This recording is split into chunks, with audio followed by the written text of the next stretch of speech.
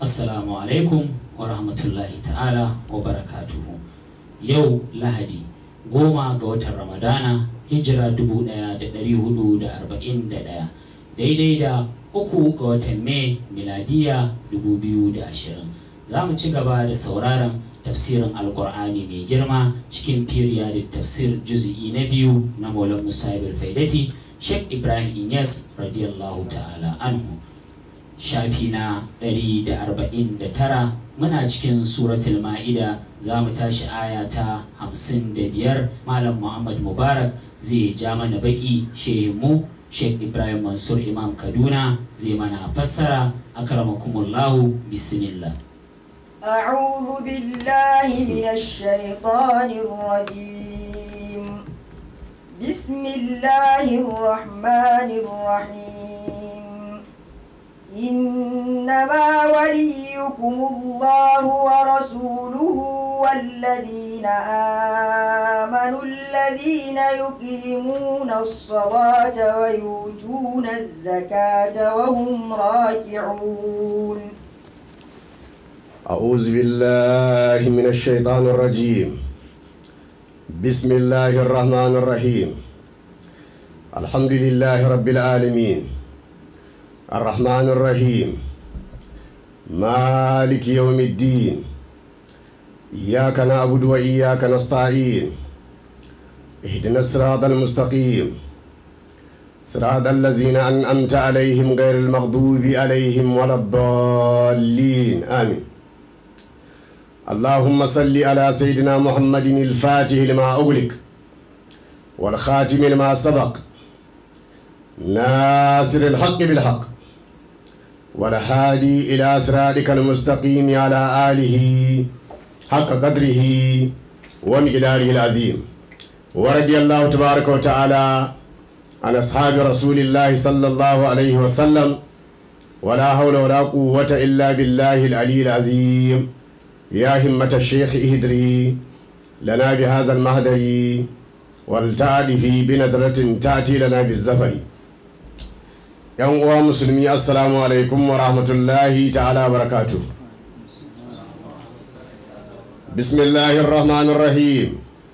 Innama waliyukumullahu wa rasuluhu allazina amanu allazina yuqimuna as-salata wa yutuna az-zakata wa hum raki'un. Lokacin da Allah tabaraka wa ta'ala ya hana muminai yin muwalati, wato abotaka irin ta jibinta da kafirai, to sai Abdullahi ibn Salamin, dama an sani yana cikin addinin Yahudanci ne a dayan musulunta. To bayan Allah tabaraka wa ta'ala ya hana jibintar lamarin Yahudu da Nasara da mushrikai, to sai shi Abdullahi dan Salam sai ya ce, ya Rasulallah, inna qaumana hajaruna wa kullu man dakhala fil islam qata'ahu qaumu. Ya ma'aikin Allah sallallahu alaihi wa sallam, ka sani cewa jama'ar mu fa sun kaurace mana saboda mun bi ka, sun rabu da mu, sun fita harkan mu, ba sa kiran mu lamarinsu, ba sa shiga cikin lamarinmu. Duk wani dan uwanmu da zai musulunta, sai danginsa da yan uwansa sai su kaurace masa, sai su yanke zumunci da shi. To fadin wannan sai Allah tabaraka ta'ala ya saukar da wannan aya, inna ma waliyukumullahu wa rasuluhu wallazina amanu allazina yuqimuna as-salata wa yutuna az-zakata wa hum raki'un. A cikin wannan ma'ana, ƙarƙashin ma'ana na wannan aya, inna ma waliyukumullahu wa rasuluhu wallazina amanu, za ka ji maulan Sheikh Ibrahim radiyallahu ta'ala anhu wardahu annabi amin, yana faɗa a cikin littafinsa mai suna Kashiful Albas an faidatul khatmi abil Abbas, yana bayani akan faida, suwane ne yan faida, sai ya ce wa ha'ula'il lazina waqa'at fihim hazihi al-faidatu wa shughuluhum da'iman Allahu wa rasuluhu wa Shehu Tijani. Wanda bai sani ba zai ɗauka kamar Allah da manzan Allah da Shehu Tijani 'yan faila suke bautawa, ba haka ake nufi ba. A shi ne maganan ne ya karanta alkur'ani, yana da cikakken fahimta akan alkur'ani, ya karanta ayat da Allah tabaraka ta'ala take cewa inna ma waliyukum Allah wa rasuluhu wallazina amanu. Kadai dai ku sani in dai kun imani to ku zaɓi Allah da manzansa da waɗanda suka yi imani su zama su ne majibintan lamarinku, ku zama majibintan Allah da manzansa da muminai. To kuma a wurin tafsirin wannan aya waɗansu barin malamai sun ce ta sauka ne akan sayyidina Ali karramallahu wajhahu radiyallahu ta'ala anhu. Inna ma waliyukumullahu wa rasuluhu wallazina amanu, sayyidina Ali ne wallazina amanu din. Wurin waɗansu malamai yadda suka fassara. To kowane annabi, kowane sahabi yana da magada. Idan Shehu Tijani radiyallahu anhu ya gaji sayyidina Ali, babu mamaki a wurin ɗabi'a da wurin ilimi. To shine shi Ibrahim yake cewa radiyallahu anhu su waɗanda failan nan ta bayyana a hannunsu, in kana so ka gane su a koda yaushe Allah shine shagalinsu, manzo Allah shine shagalinsu, Shehu Tijani shine shagalinsu. Inna ma waliyukumullahu wa rasuluhu wallazina amanu. Wato abin nufi anan majibincin lamarin yan faila Allah da manzansa, sai kuma waɗanda suka yi imani sai tsaye da Shehu Tijani radiyallahu anhu a makamin allazina amanu, domin duk bawan da ya yi imani har imani ya kafa a zuciyarsa to shi kadai yana iya zama muminan duniya baki da, yana iya zama al'umma. Saboda Allah tabaraka wa ta'ala yana gaya mana inna ibrahima kana ummatan, annabi Ibrahim alayhi salatu wassalam shi kadai al'umma ce. saboda haka inna ma waliyukumullahu wa rasuluhu wallazina amanu. Muwalati da Allah yana cikin mu'adati da makiyan Allah. Idan kana so ka zama masoyin Allah to aga kana kin makiyan Allah, kamar yadda annabi Ibrahim alayhi salatu wassalam ya ce fa innahum aduwwun liya illa rabbal alamin, fa innahum aduwwun liya illa rabbal alamin. Sannan muwalati da manzan Allah sallallahu alaihi wasallama yana cikin mu'adati da nafsul ammaratu bisu. Duk mutumin da yake so Allah ta'ala ya jibinci lamarinsa to yi gaba da duk abin da ba Allah ba, duk abin da ba Allah ba ya zama kana gaba da shi. Duk wanda yake so manzan Allah sallallahu alaihi wasallama ya jibinci lamarinsa shi kuma yi gaba da zuciya mai umarni da mummunan aiki.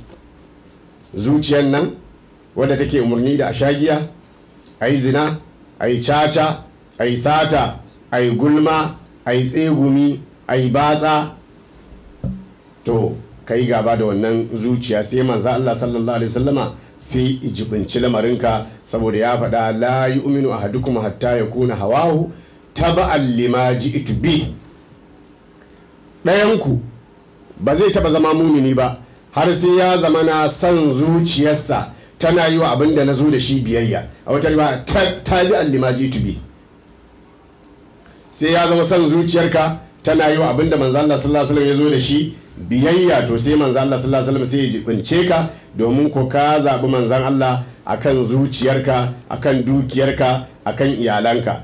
A wata riba manzo Allah sallallahu alaihi wasallam yana cewa la yu'minu ahadukum hatta akuna ahabba ilaihi min nafsihi wa malihi wa waladihi wan nasi ajma'in. ɗayanku ba zai taba zama mumini ba har sai ya zamana wato na fi soyuwa gare shi daga kansa ko zuciyarsa da dukiyarsa da 'ya'yansa da mutane baki da. To kaga ashe idan Allah da manzansa za su zaɓe ka, za su jibince ka, dole sai kun yi gaba da halitta, saboda yardar Allah tana cikin fushin halitta. Duk abin da za ka yi Allah ya da kai, to a lokacin za ka ga halittan Allah suna ƙinka. Duk abin da za ka yi Allah ya ƙika, a lokacin za ka ga halitta tana ƙaunaka. Ashe in kana so kai da Allah ku daidaita, to ku bata da halitta. ashe idan kana so kai da manzo Allah sallallahu alaihi wasallam ku daidaita, ka saba wa zuciyarka al'ammaratu bisu wadda take umarni da mummunan aiki. innama waliyukumullahu wa rasuluhu wallazina amanu. idan kana so ka yi muwalati da muminai, to yin muwalati da su yana cikin yin yan uwantaka da su, yan uwantaka irin ta addini. ko babu dangin iya ba na baba, in ka ga mutum mumini ne ka so shi, ka fifita shi akan yan uwanka na jini waɗanda ba muminai ba ne su. kana bahaushe, kana da ɗan uwa berabe mumini ne, to ka fifita wannan beraben akan yan uwanka da ba muminai ba hausawa. hakanan berabe yana da yan uwa waɗanda ba muminai ba, to ya fifita ɗan uwansa bahaushe da suke haɗuwa a masallaci akan sauran yan uwansa na jini. yan uwanka na addini sun fi yan uwanka na jini, sun fi yan uwanka na jini, saboda Allah tabaraka ta'ala yana faɗi innamal mu'minuna ikhwatun fa aslihu baina akhawaykum. innamal mu'minuna ikhwatun fa aslihu baina akhawaykum. kadai dai ku sani cewa mu'minai yan uwan juna ne, ku gyara wato yan uwantakar da ke tsakaninku. kada ka ce wannan ba yare na bane, wannan ba dan uwana bane, wannan ba dangi na bane. duk mumini dan uwanka ne, danginka ne. manzo Allah sallallahu alaihi wasallam yana cewa la yu'minu ahadukum hatta yuhibba li akhihi ma yuhibbu li nafsihi.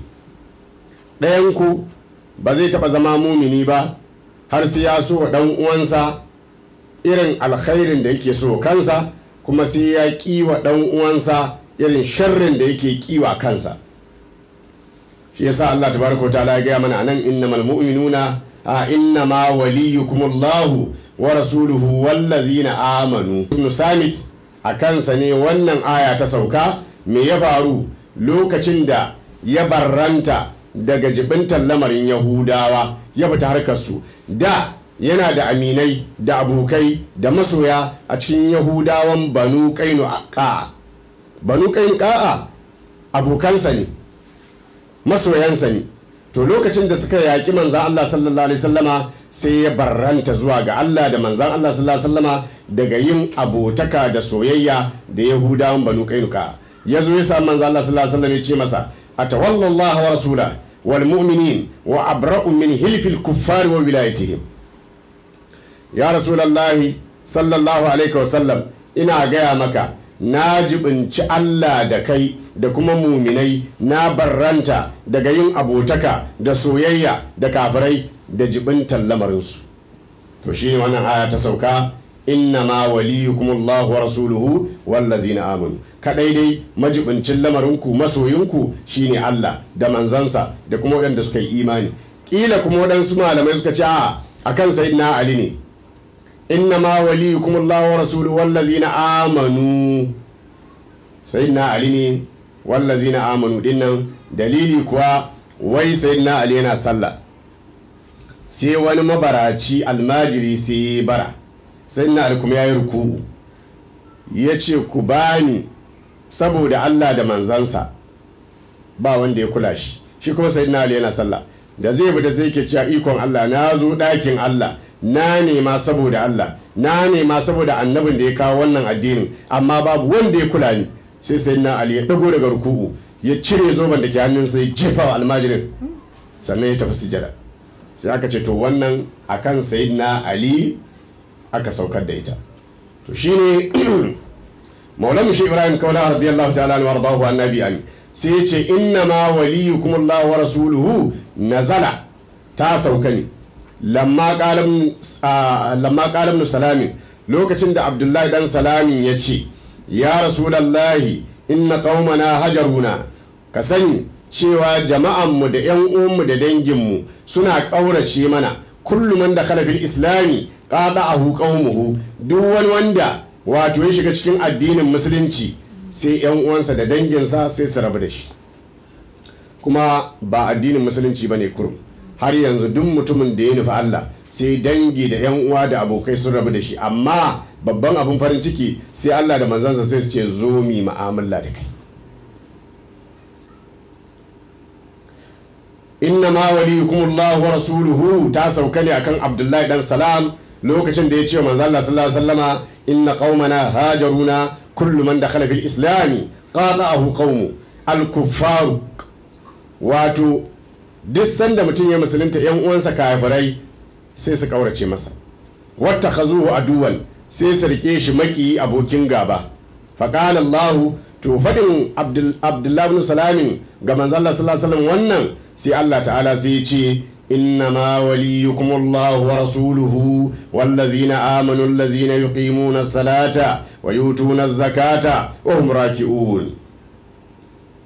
a Abdullahi ibn Salamin ka sani da kai da sauran 'yan uwanka muminai kadai dai Allah da manzansa da waɗanda suka yi imani, waɗanda suke tsaye da sallah, suke ba da zakka, wahum raki'una khashi'una, suke wato sunkuya wa Allah, wato suke tsoronsa a cikin lamuransu, su ne majibintan lamarinku, su ne masoyanku.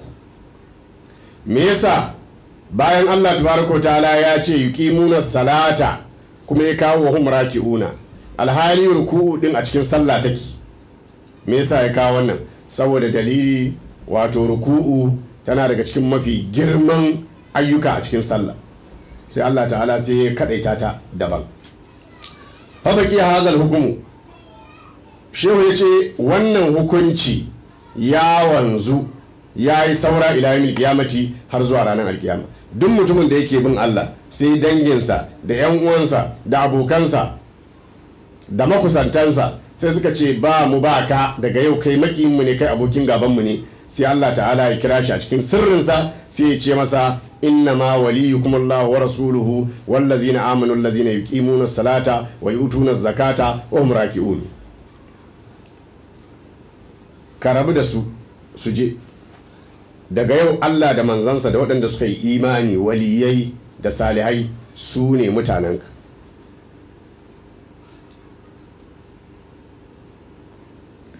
saboda haka wannan hukunci ya ragu, ya yi saura, ya wanzu ga dukkan muminai har zuwa tashin alkiyama.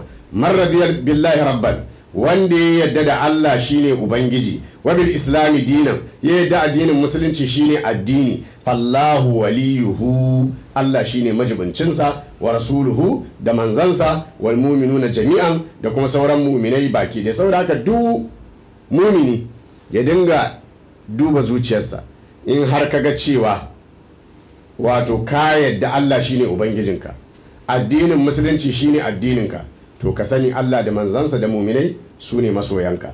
shine shi Ibrahim radiyallahu anhu da ya karanta wannan hadisi, man radiya billahi rabban wa bil islami dinan wa bi muhammadin nabiyyan, sai ya ce raditu bihi dulaz zamani wa dini wa rabbi ilahi qad raditu bihi rabba. raditu bihi dulaz zamani wa dini wa rabbi ilahi qad raditu bihi rabba. saboda haka kowa ya je shi a zamansa. na'am. ومن يتول الله ورسوله والذين آمنوا فإن حزب الله هم الغالبون. ومن يتولى الله ورسوله والذين آمنوا فإن حزب الله هم الغالبون. wannan aya tana yi mana nuni ne, tana shiryar da mu gane cewa annabawa da waliyai su ne rundunar Allah. annabawa da waliyai su ne jama'ar Allah. duk wanda ya iso su ya jibince su, hakika shi ma ya shiga cikin rundunar Allah, wato ya shiga cikin jama'an Allah. wanda kuma ya shiga cikin rundunar Allah, hakika ya samu rinjaye akan makiya. makiya kuma kala biyu ne, akwai makiya na zahiri, akwai makiya na baɗini. makiya na zahiri su ne kamar yahudawa da nasara da maguzawa, su ne makiyan muminai na zahiri. makiyan mumini na baɗini su ne nafsu, hawa, shaidan. an nafsu wal hawa wa shaidani. to duk sanda bawa Allah tabaraka ta'ala ya masa muwafaka, ya samu rinjaye akan waɗannan makiyan na badini. Idan ka fi ƙarfin zuciyarka, ka fi ƙarfin san zuciyarka, ka fi ƙarfin shaidaninka, to ka tabbata ka fi ƙarfin yahudu da nasara da mushrikai. Amma idan zuciyarka ta fi ƙarfinka, to ƙaramin makiyinka masu ika da kai. Me yasa? Saboda Allah yana faɗi in tansurullaha yansurkum wa yusabbit aqdamakum. Wato rinjaye da samun nasara baki dai tana samuwa ne da tasirin Allah tabaraka ta'ala a cikin zuciyarka. Allah shine mabuwayi, wato wanda yake madaukaki, wanda duk wata buwaya tana wurinsa subhanahu wa ta'ala. Yana faɗa walillahi al-izzatu wa li rasulihi wa lil mu'minina. Buwaya da rinjaye tana wurin Allah, ya ba wa manzo Allah sallallahu alaihi wasallam, manzo Allah kuma ya ba wa mu'minai. Shine shi Ibrahim Kaula radiyallahu anhu zaka je na cewa walillahi izzun ba'dahu li rasulihi walil mu'minina al muqtafina li shari'i. Walillahi izzun ba'dahu li rasulihi walil mu'minina al muqtafina li shari'i. Saboda haka idan kana neman girma ko kana neman ɗaukaka ko kana neman buwaya, kar ka je ka jibinci lamarin arna ko ka shiga cikin sha'anin munafukai ko ka koma zagin bayin Allah da waɗanda Allah iya yarda da su. Ka bar wannan, ka so Allah da manzansa, ka so bayin Allah waliyai. Saboda haka ya rage ga mumini ya zage dantse, ya yi ƙoƙari, ya kula da yawan riyaba, yawan azumi, yawan sallah, nafilfili, tilawan alkur'ani, yawan zikiri, yawan salati ga manzo Allah sallallahu alaihi wasallama, yawan aikata fuskokin ibadu, saboda ya samu zuciyarsa ta tsarkaka kadablaha man zakkaha. Ya tsarkake zuciya daga kazaman ɗabi'u munana miyagu waɗanda idan ka tsarkaka daga barinsu za ka fi ƙarfin shedan da nafsu da hawa. Kana fin ƙarfinsu to ka fi ƙarfin yahudawa da nasara da maguzawa. Shi yasa annabawa da waliyai da yake su suna kan wannan tafarki ne na gyaran zuciya da san Allah, sai Allah tabaraka wa ta'ala yake cewa innahum lahumul mansurun wa inna jundana lahumul galibun. Innahum, ka sani cewa su annabawa lahumul mansurun, wallahi su ne ababen taimakon Allah. Wa inna jundana, ka sani cewa rundunanmu, jama'anmu, lahumul galibuna, wallahi su ne masu rinjaye bayan an yi tatabarza. Duk rigimar da zaka gani ta duniya kowace iri ce, ka sa ido kai kallo, in dai da mutanen Allah ne da mutanen banza, ko ka ga alamar kamar mutanen banzan nan suna da wata alama ta wani nasara, ka bar tunani, ka bar dariya, ka sa ido ka gani, sai ka ga mutanen Allah sun dawo sun take mutanen banza sun rinjaye su, sun mai da su tarihi nisyan mansiya. Saboda haka mu gyara zuciyoyinmu, mu jibinci lamarin Allah. Wa man yatawalla Allah, duk wanda ya jibinci lamarin Allah wa rasulahu da manzansa, ya mai da Allah masoyi, ya mai da manzansa masoyi, wallazina amanu, ya mai da waɗanda suka yi imani su ne masoyansa, fa yu'inuhum, to sai ya tallafa musu, wa yansuruhum, kuma ya taimake su. Wala yansuranna Allahu man yansuruhu bil ghaib.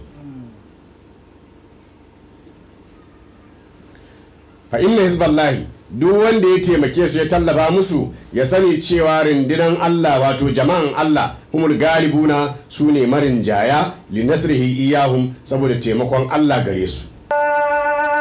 أيها الذين آمنوا لا تتخذوا الذين اتخذوا دينكم هزؤا ولعبا من الذين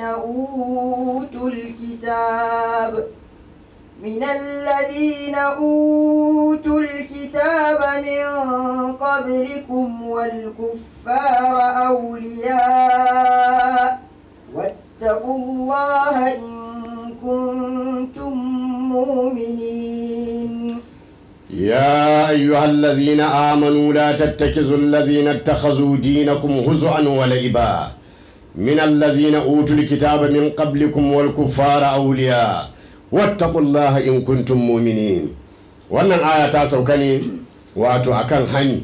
Allah tabaraka ta'ala yana yi mana hani daga yin abotaka da makiyansa. Duk mutumin da muka san makiyin Allah ne kar mu bari ya zama masoyinmu dan yana da kuɗi ko yana da mulki ko yana da jama'a ko yana da farin jini ko yana da ƙarfi, kar mu bari makiyin Allah ya zama masoyinmu. Haka nan kuma kar mu yadda makiyin manzo Allah sallallahu alaihi wasallama ya zama majibincinmu. Haka nan makiyin waliyai kada mu yadda ya zama makiyinmu, ya zama masoyinmu, majibincinmu. Duk mutumin da ya ɗauki addininmu abin wargi, yana isgili, yana mai da mu wani abin dariya. Kai ko kiran sallah kaga ana yi, ko kaga ana zikiri, kaga mutum yana dariya, ko aka ga wani yana karatun alkur'ani, ko aka ga ana wani abu na ibada na addini, sai kaga mutum yana dariya, ya mai da abin isgili, to in kana wasa da shi ka daina daga rana. Duk abin da ka san yana da mahimmanci a wurinka a cikin sha'anin addini, sai kaga wani ya mai da shi wargi, yana wasa, yana istihza'i, to in kana wasa da shi ka daina daga ranar. Idan majibincinka ne ka fita lamarinsa kawai. Allah tabaraka wa ta'ala ya hana mu jibintar lamarin waɗanda suka ɗauki addininmu abin wasa, abin isgili, ko da a zahiri suna bayyanar da imani da harshe. Domin Allah tabaraka wa ta'ala yana gaya mana ai, wa iza laqukum qalu amanna wa iza khalaw abdu alaykum al-anamila min al-ghaizi qul mutu bi ghaizikum inna Allah alimun bi zati sudur. Idan suka haɗu da muminai sai su rika nuna su ma muminai ne, ai muna tare, ai muna jin daɗi, muna ganin abubuwanku, wallahi muna jin daɗi, kuna ba da baya sai su wayo suna hararan ku, suna cizon yatsa, suna jin haushi saboda takaici da bakin cikin irin abin da Allah ya baku. To kai ma ka waiwayo, in kuka haɗa ido ka ce kul mutu bi gaiziku, ku mutu da bakin ciki da takaici, yanda kuka gan mun nan haka za ku ban mu, haka Allah ya dinga ɗaga muke. Saboda haka duk wanda ka gan shi, ko da musulmi ne, yana yi wa Allah izgili, ko kuma yana yi wa manzo Allah sallallahu alaihi wasallam izgili, ko kuma yana yi wa muminai waliyai bayan Allah izgili, kar ka taba daukar shi masoyi, ka rike shi masoyi. Allazina takhazu dinakum huz'an wa la'iban, yana daga cikin waɗanda suka dauki addinin ku abun wargi, suka maida addinin ku abun wasa. Waɗannan abubuwa yan uwa musulmi mi hatara sosai. Da yawan mutanen da suke yi wa Allah izgili, idan kadi za ka iske an fi yawan samun su a cikin 'yan ɗariƙa ne. Mafi yawancin masu yi wa Allah izgili saboda tunanin suna da kusanci da Allah, yawan zikiri, ana jalisu man zakarani, ana cewa ido wa kare na ce wanda nake gani kullum. Saboda ƙarfin alaƙa su da Allah sai ya zama ko da yaushe sai karka samun waɗansu a cikinsu suna yi wa Allah izgili, suna faɗin maganar da bata dace da Allah ba. Mafi yawanci masu yi wa Allah izgili a cikin 'yan ɗariƙa ake samun su. Mafi yawancin masu yi wa manzo Allah sallallahu alaihi wasallam izgili a cikin 'yan izala ake samun su. Saboda me? Yawan maganan sunna su suna gani suna kusa da manzo Allah sallallahu alaihi wasallam, saboda bin sunna sai ya zama sun ana samun waɗansu a cikinsu sun rena lamarinsa, suna yi masa izgili, suna mai da lamarinsa abin wasa, har suna ganin sa ma mutum ne kamar kowa. Sannan mafi yawancin waɗanda suke yi wa bayin Allah muminai izgili a cikin 'yan shi'a ake samun su, saboda kusancinsu da ahlul baiti, iyalan gidan manzo Allah sallallahu alaihi wasallam suke ganin duk wanda ba su babban za. Saboda haka ai hattara sosai, mu lura da wannan jawabi da kyau, kuma yana da kyau wato kowa ya hattara daga cikin 'yan ɗariƙa da 'yan izala da 'yan shi'a. Ka daina zagin waɗanda ba kai ba, ka tsaya ka kalli cikin gidanku kawai, abin da yake cikin gidanku na barna ka gyara shi, ka kyale gidan wasu, kowa ya kalli gidansu, kowa ya gyara barnar da take cikin gidansu, ba maganin gidajen mutane ba. Kowa ya tsaya ya gyara barnar da take cikin gidansu, ya fita daga leƙen abin da yake cikin gidan waɗansu. Wannan aya da aka karanta yanzu, ya ayyuhal ladzina amanu la tattakizul ladzina takhazu dinakum huz'an wa la'iban, wato ta sauka ne a cikin waɗansu mutane guda biyu, Rifa'atu dan Zaidu dan Tabutu da kuma Suwaidu dan Harisu, waɗanda suke bayyanar da musuluncinsu a fili, suna nuna muminai ai ana tare, muna tare da ku, muna tare da ku. In suka rabu da su sai su koma munafunci. Sai ya zama waɗansu da yawa daga cikin musulmi sun yadda da su, suna son su, suna jibintar lamarinsu, suna son maganarsu. To shine Allah ta'ala ya hana su jibintar lamarin waɗannan mutane guda biyu, ya hana a ɗauke su masoya, a ɗauke su majibinta. ya ayyuhal ladzina amanu la tattakizul ladzina takhazu dinakum huz'an wa la'iban min alladzina utul kitaba min qablikum wal kuffara awliya. A takaice dai yan uwa, wannan aya tana tsoratar da mu kuma tana tsawatar da mu daga yin abotaka da ashirarai da fajirai da munafikai, ko da musulmai ne. Kuma duk mutumin da ka san ashirari ne, fajiri ne, munafiki ne, ko a cikin addinin musulunci yake, kai hattara da garkasa. A za ku iya soyayya ku ta fatan baki, amma karka yadda ya zama majibincinka, karka yadda ya zama majibincinka. A cikin wannan aya akwai kwadaitarwa mai girma a cikin yin abotaka da jibintar lamarin bayan Allah muminai da salihai da waliyai, domin a cikin yin abotaka da su akwai alkhairi mai yawa, sannan akwai asiri mai girma a cikin yin abotaka da su. A mabucin hikamu ibn ada'illahi sakandari yana cewa la tashab man la yanhaduka haluhu wala yadulluka ala Allah maqaluhu. la tashab man la yunhiduka haluhu wala yadulluka ala Allah maqaluhu.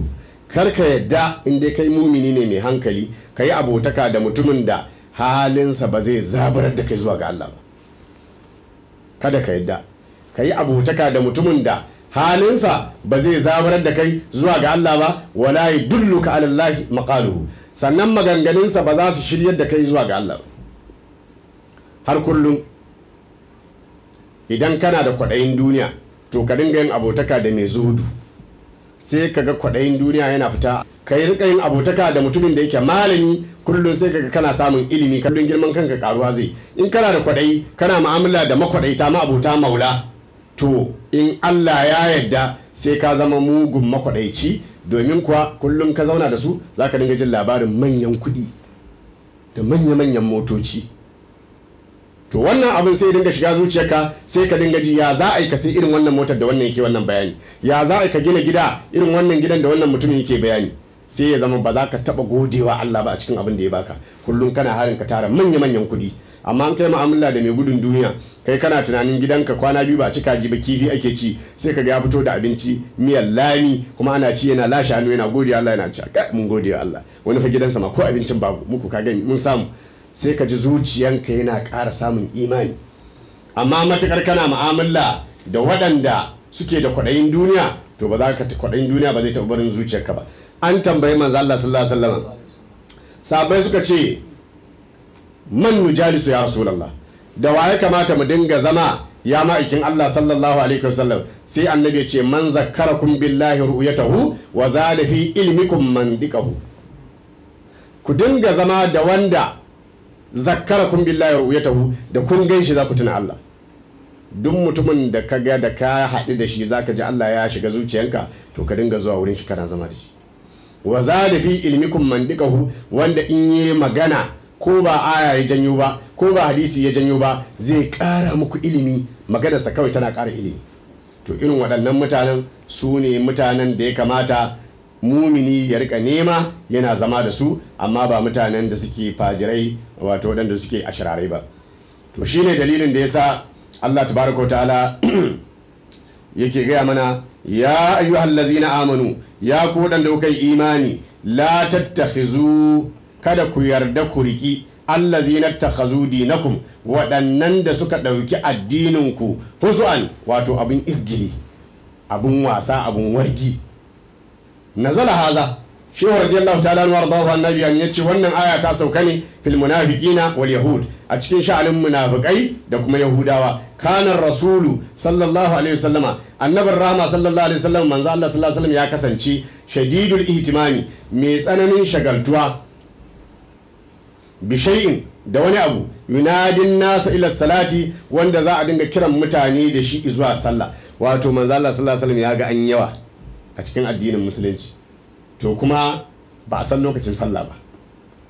waɗansu suna cikin gida, waɗansu ba a sanin lokacin sallah, sai annabi kullum tunani yake wai me za a yi ne wanda zai sa da lokacin sallah yayi musulmi su dinga taruwa wuri guda a dinga yin sallah a tare.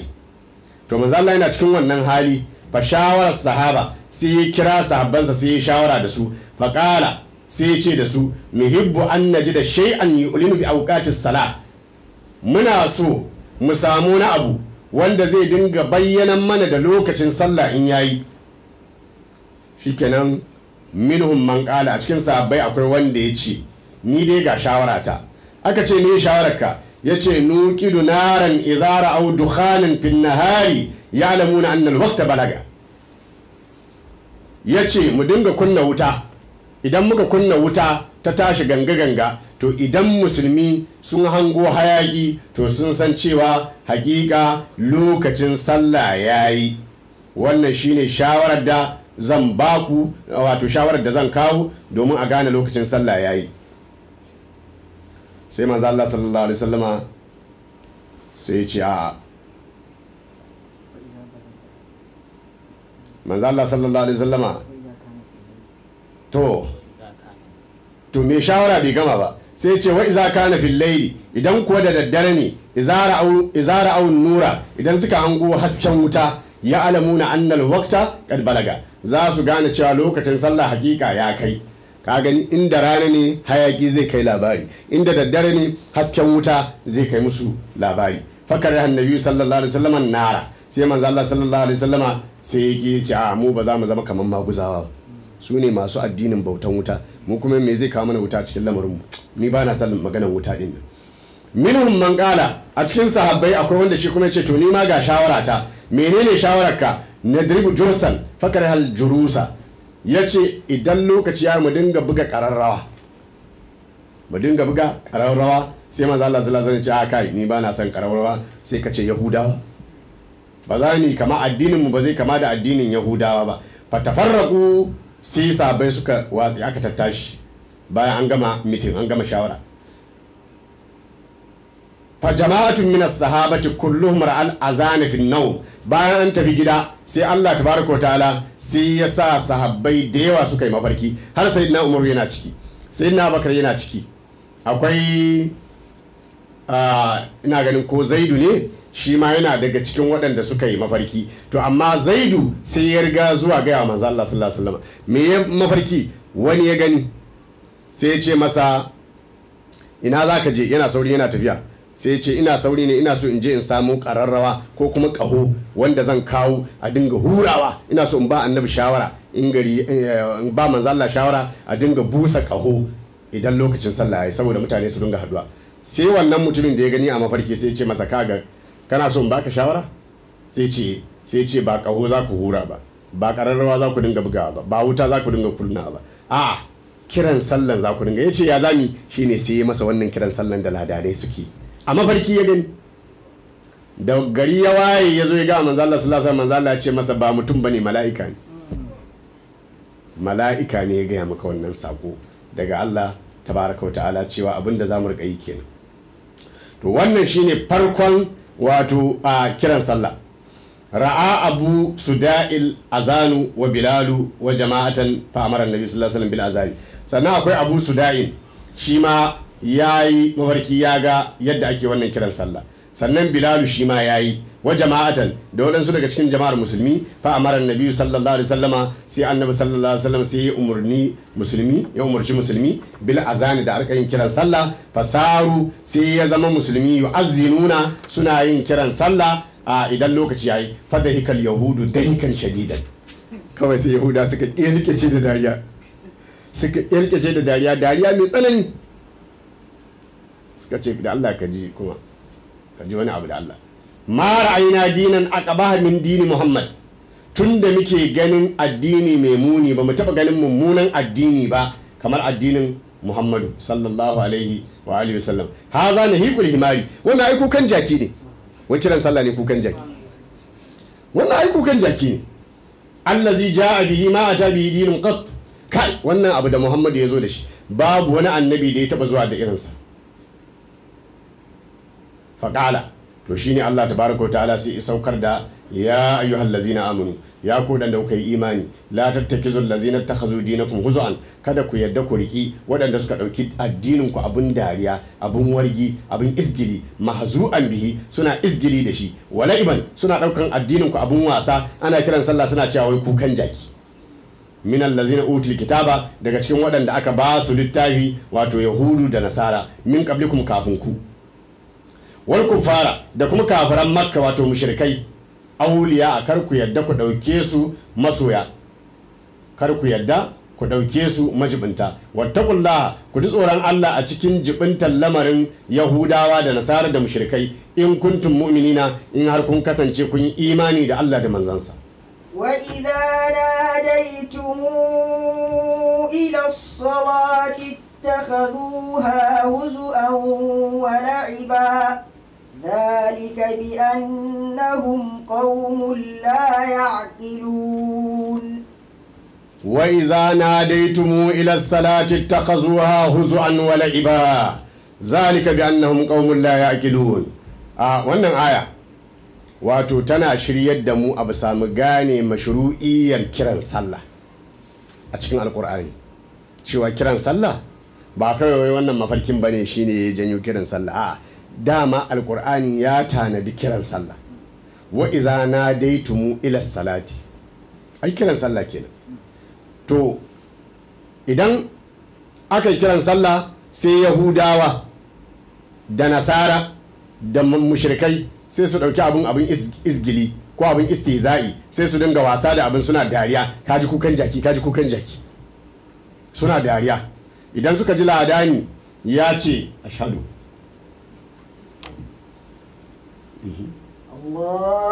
Allahu akbar Allahu akbar Allahu akbar Allahu akbar أشهد أن لا إله إلا الله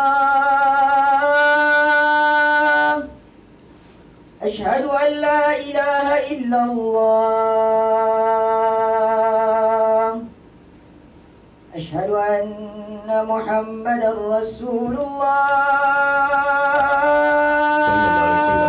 to da zaran suka ji an ambaci ashhadu anna muhammadar rasulullah sai ransu ya ɓaci sai su fita ya ci idan su ya ja da ka kalle su ka san kiyayya da hasada ta bayyana to a cikin wato kiristoci ko nasara ahlul kitabi da ke zaune a madina akwai wani mutum duk sanda ake kiran sallah da ya janci ashhadu anna muhammadar rasulullah sai ran shi ya ɓaci sai ce a haraqallahu al-kazib ko kuma ce hurriqal kazib Allah ya kone mai karya wai fadin cewa ashhadu anna muhammadar rasulullah wai karya ne sai ce haraqallahu al-kazib Allah ya kone mai karya ko hurriqal kazib a kone mai karya to ashe ko Allah ya karbi addu'a shi kawai wata rana dare yayi ana bacci hadiminsa da yake masa hidima sai ya shigo da wuta saboda ana sanyi a jidimi iyalai duk sun yi bacci kawai cikin dare sai iska ta kada wannan wuta sai wannan wuta ta shafi wato kayan cikin gida sai gobara ta kama ba wanda ya fita a gidan da shi da iyalan duka kowa ya kone shikenan sai aka tabbatar da ahraqallahu al-kaz Allah ya kone mai karya wannan shine dalilin wato saukar ita wannan aya wannan aya da muka karanta yanzu wa izana laitumu ila salati haka yake aiko na'am to yawwa wa izana daitu wato idan kuka kirayi yan uwanku musulmi da autum wato kuka kira su ila salati zuwa yin sallah bil azani ta hanyar ladanci da kiran sallah ittakhazuha sai su yahudawa da nasara da mushrikai sai su riki wannan kiran sallah ai salatu wato wannan sallah da za ku yi huzuan wargi da izgili wala iban da wasa bi an yastahzi'u biha sai su dinga yin izgili da ita wai tabahaku su dinga yin dare kekeniya wannan yi dariya wancan ma yi dariya inda sama'il azani a yayin da suke sauraron kiran sallah zalikal ittikhazi kaga wannan wato riƙarsu wato kaga wannan ittikhazi wato ɗauka da suke wa kiran sallah suna yi ne bi annahum cewa su bi sababi annahum da sababin cewa su qaumul la yaqiluna ne wato jama'a ne waɗanda suke ba su da hankali domin rashin hankali yana janyo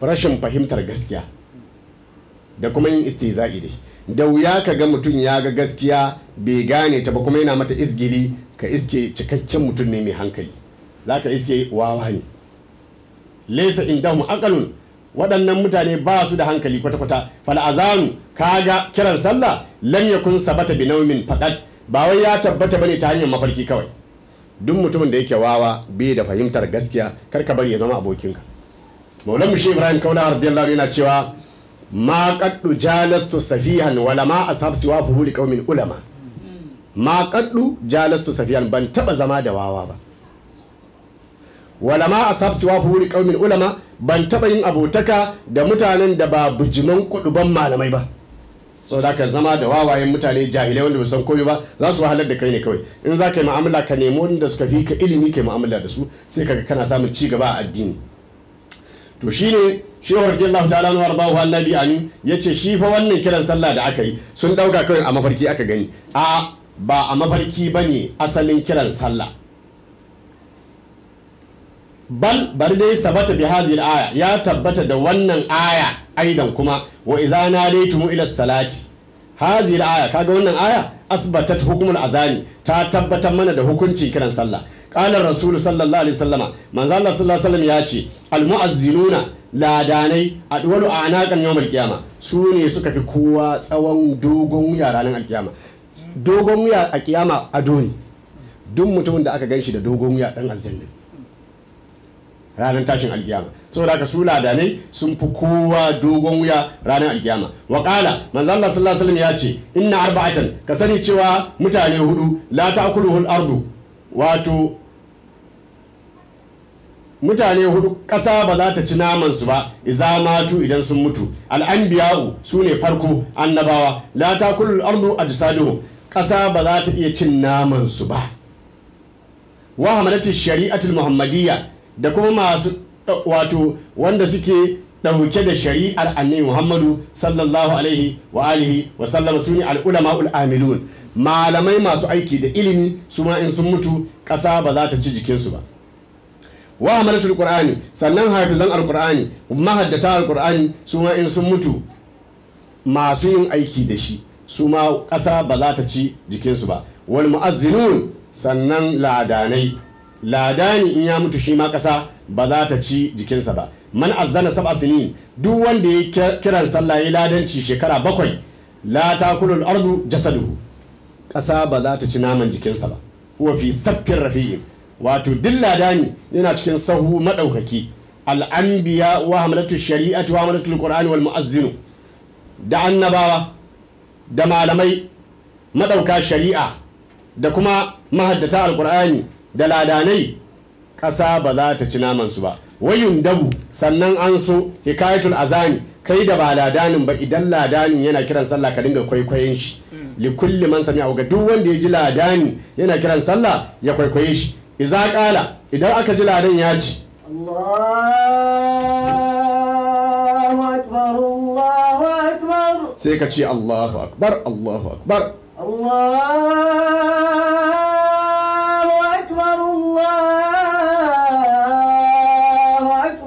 Allahu akbar Allahu akbar أشهد أن لا إله إلا الله أشهد أن لا إله إلا الله أشهد أن لا إله إلا الله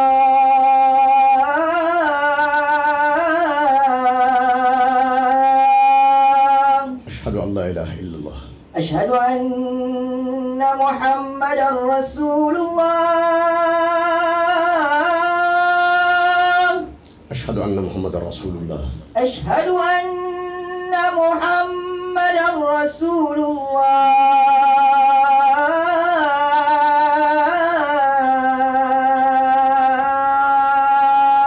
أشهد أن محمد رسول الله حي على الصلاة حي على الصلاة لا حول ولا قوة إلا بالله حي على الصلاة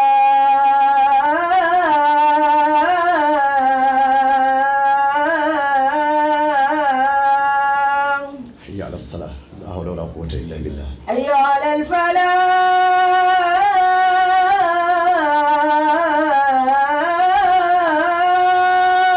hayya ala al-falah ma sha Allah kana wa ma lam yasha lam yakun حي على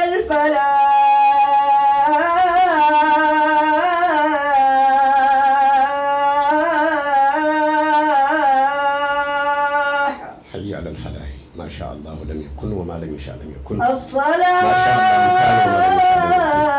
الصلاة خير من النوم sadaqta wa bararta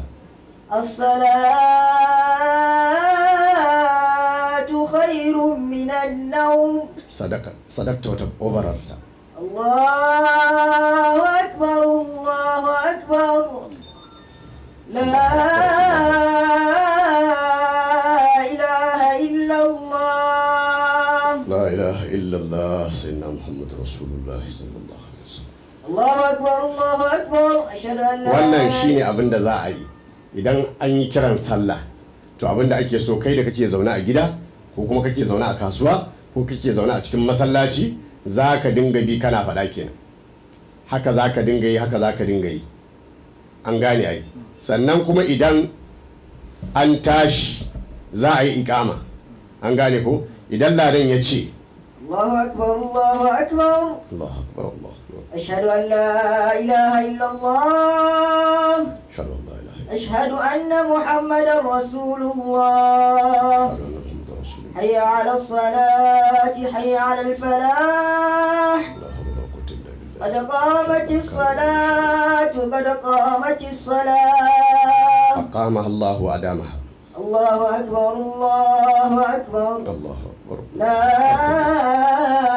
إله إلا الله لا إله إلا الله سيدنا محمد رسول الله ويجيب بالقول والفعل عند الإقامة shehu radiyallahu anhu yace amma abin da ake so fa ka amsa lokacin wato kiran sallah a zaune za ka amsa amma lokacin iqama ka amsa da baki ka amsa da jiki wato shine ka miƙe kar ka zauna ana iqama sanda za a fara iqama sai ka miƙe sai ka amsa wa ladani bil qawli wal fi'li inda al iqamati a yayin da ake tada iqama idza qala qad qamatis salatu idan ladani yace qad qamatis salatu taqulu aqama Allahu adamaha sai ka ce Allah ya tsaye da ita ya dawamar da ita watan hadu sai ka miƙe ka zabar ka miƙe aidan kuma jam'an bainal ijabatil fi'liya wal ijabatil qawliya sai ka hada tsakanin amsawa na aiki da kuma amsawa na magana ka faɗa kuma ka miƙe wai kurahul lahanu fil azani an hana yin barna a cikin ladanci ba kyau yin barna a cikin ladanci minhum daga cikin ladanai man yaqulu akwai wanda zaka ji ya ce Allahu akbar Allahu akbar shi ya ce wa haza istifhamun wannan tambaya ke wai Allah mai girma ne tambaya ce wannan wai Allah mai girma ne tambaya yake minhum man yaqulu hayya ala salah a cikin sakon wanda yake ce hayya ala salah yace ma'anan sala annaru ku taho ku shiga wuta sai ka hayya ala salah hayya ala salah wa minhum man yaqulu hayya ala falah akwai wanda shi ma ya zo ladan sai ce hayya ala falah shi yace ma'anan fala fa daji ne jam'i ne na falatin as-sahara'u wato daji ajiko wal fala jam'u falatin as-sahara'u yuhafizu alal alfazi ana so ladani ya haddace ya kiyaye lafazin kiran sallah la yughayyiru minha shay'an kar a bari ladani ya dinga canza wani abu na kalmomin kiran sallah wa yu'azzinu lillahi tabaaraka ta'ala sannan ana so ladanin da zai kiran sallah ya dinga yin kiran sallah dan zatin Allah tabaaraka ta'ala ba dan wani abu fa izan domin kuwa ya kunu min addu'atu ila Allah lokacin da ladani ke kiran sallah saboda Allah to yana daga cikin masu kiran bayi zuwa ga Allah tabaraka ta'ala Allah kuma ya ce wa man ahsanu qawlan mimman da'a ila Allah wa amila salihan wa qala innani minal muslimin wai shin duk cikin masu furci masu maganganu ko masu wa'azi wane ne mafi kyawun zance ne da ya kai wanda ya kira bayi zuwa ga Allah sannan ya aiki kyakkyawa sannan kuma ya ce ni ina daga cikin musulmi addu'atu ila Allah masu kira zuwa ga Allah guda uku ne ko kuma guda biyar ne guda biyar ne. Al'anbiya su ne farko annabawa, wal mujahiduna sannan mayaka wa shiyuhu sannan shehunnai masu talqinin zikiri da gyaran zuciya, al muallimuna wa shiyukhul muallimuna sannan malamai masu karantar da ilimin addini masu gyara zuciya, wal muazzinuna sannan ladanai masu kiran sallah. Waɗannan su ne masu kiran bayi zuwa ga Allah tabaraka wa ta'ala. Saboda haka kowane masallaci idan an ji ladani yana kuskure yana barna ba dakatar da shi ake yi ba, koya masa za a dinga yi kullum, a samu wanda ya kware ya dinga ya iya. Ya rabbi ya rabbu ya rabbahu ya samadu fakun mugisan lana ya wahidul ahadu ya barru ya witru ya ainul muradi ajal ya man la lahu shafa'un kalla wala waladu agis ubayd nufarij kalbahu abadan ya man la shabi'a lahu waqan wala niddu anta al-qiyasu li kulli khaifin wajali ya rabbu ya haqqu ya man la lahu diddu farij li ummati khairil khalqi gammahum wala yanaluhum nasabun wala hasadu bil mustafa al-mujtaba al-mukhtar sayyidina muhammadun dahirul ansabi ahmadu salli wa sallim ala khairil wara judadan muhammadin ali asabi sanadu اللهم صل على سيدنا محمد الفاتح لما أغلق والخاتم لما سبق ناصر الحق بالحق